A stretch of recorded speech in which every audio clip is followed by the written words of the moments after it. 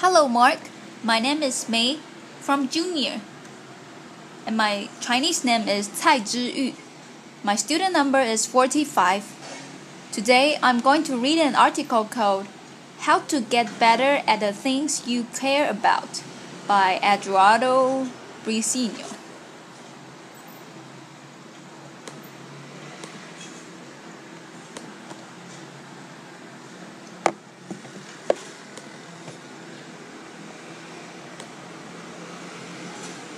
Most of us go through life trying to do our best at whatever we do, whether it's our job, family, school, or anything else.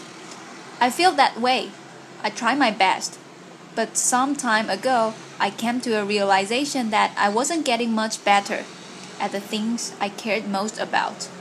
Whether it was being a husband, or a friend, or a professional, or a teammate. And I wasn't improving much at those things even though I was spending a lot of time working hard at them. I've since realized from conversations I've had and from research that is stagnation, despite hard work, turns out to be pretty common. So I'd like to share with you some insights into why that is and what we can all do about it. What I've learned is that the most effective people and teams in any domain do something we can all emulate. They go through life deliberately alternating between two zones, the learning zone and the performance zone. The learning zone is when our goal is to improve. Then we do activities designed for improvement, concentrating on what we haven't mastered yet, which means we have to expect to make mistakes, knowing that we will learn from them. That is very different from what we do when we're in our performance zone, which is when our goal is to do something as best as we can, to execute. Then we concentrate on what we have already mastered, and we try to minimize mistakes. Both of these zones should be part of our lives. But being clear about when we want to be in each of them, with what goal, focus, and expectations, helps us better perform and better improve. The performance zone maximizes our immediate performance, while the learning zone maximizes our growth and our future performance. The reason many of us don't improve much despite our hard work is that we tend to spend almost all of our time in the performance zone. This hinders our growth, and ironically, over the long term, also our performance. So what does a learning zone look like? Take Demosthenes, a political leader and the greatest orator and lawyer in ancient Greece. To become great, he didn't spend all his time just being an orator or a lawyer, which would be his performance zone. But instead, he did activities designed for improvement. Of course, he studied a lot. He studied law and philosophy with guidance from mentors. But he also realized that being a lawyer involved persuading other people. So he also studied great speeches and acting. To get rid of an odd habit he had for involuntarily lifting his shoulder, he practiced his speeches in front of a mirror, and he suspended a sword from the ceiling, so that if he raised his shoulder, it would hurt. Laughter. To speak more clearly despite a lisp, he went through his speeches with stones in his mouth. He built an underground room where he could practice without interruptions and not disturb other people. And since courts at the time were very noisy, he also practiced by the ocean, projecting his voice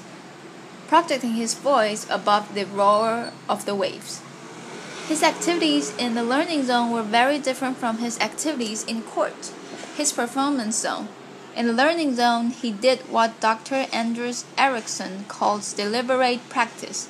This involves breaking down abilities into component skills, being clear about what sub-skill we are working to improve, like keeping our shoulders down, giving full concentration to a high level of challenge outside our comfort zone, just beyond what we can currently do using frequent feedback with repetition and adjustment, and ideally engaging the guidance of a skilled coach because activities designed for improvement are domain specific. And great teachers and coaches know what those activities are and can also give us expert feedback. It is this type of practice in the learning zone which leads to substantial improvement, not just time on task performing. For example, research showed that after the first couple of years working in a profession, performance usually plateaus. This has been shown to be true in teaching general medicine, nursing, and other fields. And it happens because once we think we have become good enough, adequate, then we stop spending time in the learning zone. We focus all our time on just doing our job, performing, which turns out not to be a great way to improve. But the people who continue to spend time in the learning zone do continue to always improve. The best salespeople at least once a week do activities with the goal of improvement. They read to extend their knowledge, consult with colleagues or domain experts, try out new strategies, solicit feedback, and reflect. The best chess players spend a lot of time not playing games of chess, which would be their performance zone, but trying to predict the moves grandmasters made and analyzing them. Each of us has probably spent many hours trying on a computer without getting faster. But if we spend 10 to 20 minutes each day fully concentrating on typing 10 to 20% faster than our current reliable speed, we would get faster, especially if we also identify what mistakes we're making and practice typing these words. Let's deliberate practice. In what other part of our lives perhaps that we care more about? Are we working hard but not improving much because we're always in the performance zone? Now, this is not to say that the performance zone has no value. It very much does. When I needed a knee surgery, I didn't tell the surgeon, poke around in there and focus on what you don't know. Laughter. We'll learn from your mistakes. I looked for a surgeon who felt would do a good job, and I wanted her to do a good job. Being in the performance zone allows us to get things done as best as we can. It can also be motivating, and it provides us with information to identify what to focus on next when we go back to the learning zone.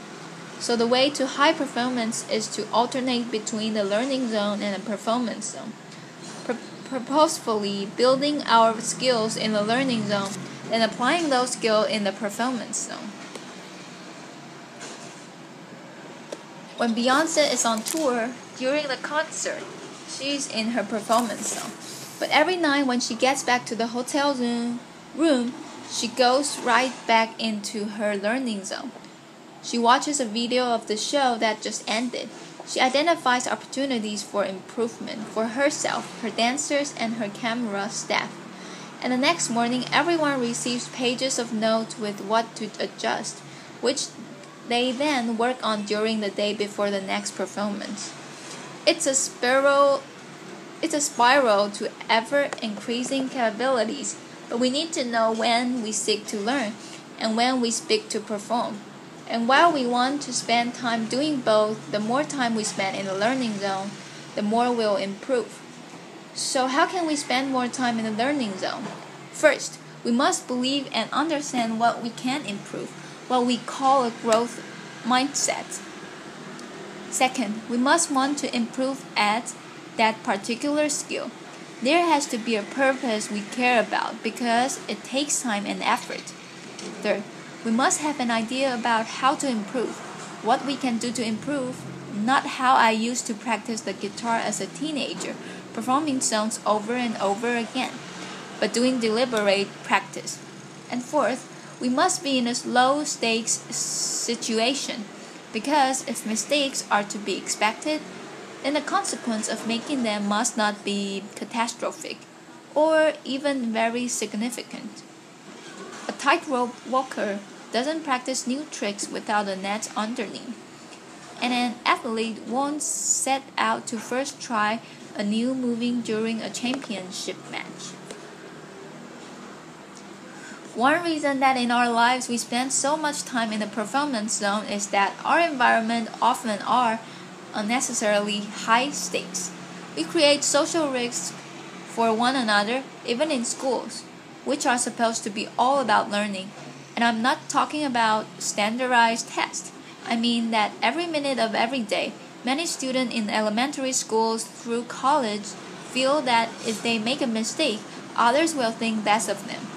No wonder they are always stressed out and not taking the risk necessary for learning.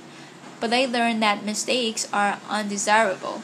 Inadvertently, when teachers or parents are eager to hear just correct answers and reject mistakes rather than welcome and examine them to learn from them. Or when we look for narrow responses rather than encourage more exploratory thinking that we can all learn from.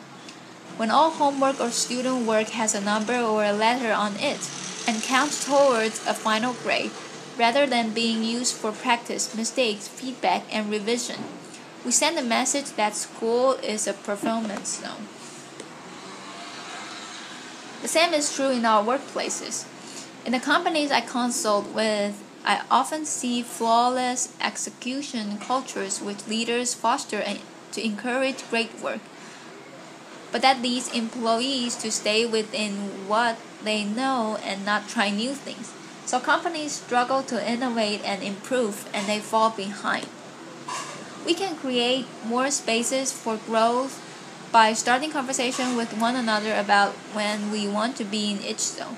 What do we want to get better at and how? And when do we want to execute and minimize mistakes?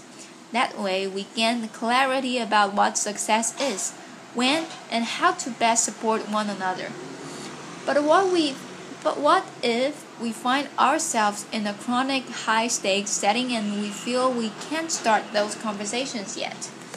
Then here are 3 things that we can still do as individuals. First, we can create low-stakes islands in an otherwise high-stakes sea. These are spaces where mistakes have little consequence. For example, we might find a mentor or a trusted colleague with whom we can exchange ideas or have vulnerable conversations, or even role play. Or we can ask for feedback-oriented meetings as projects progress. Or we can set aside time to read or watch videos or take online courses. Those are just some examples. Second, we can execute and perform as we are expected, but then reflect on what we could do better next time, like Beyonce does. And we can observe and emulate experts. The observation, reflection, and adjustments is a learning zone. And finally, we can lead and lower the stakes of others by sharing what we want to get better at, by asking questions about what we don't know, by soliciting feedback, and by sharing our mistakes and what we've learned from them so that others can feel safe to do the same. Real confidence is about modeling ongoing learning. What if, instead of spending our lives doing, performing, we spend more time exploring, asking, listening, experimenting, reflecting, striving, and becoming?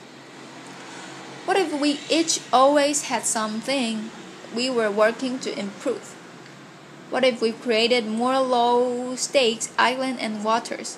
And what if we got clear within ourselves and with our teammates about when we seek to learn and when we seek to perform, so that our efforts can become more consequential, our improvement never-ending, and our best even better?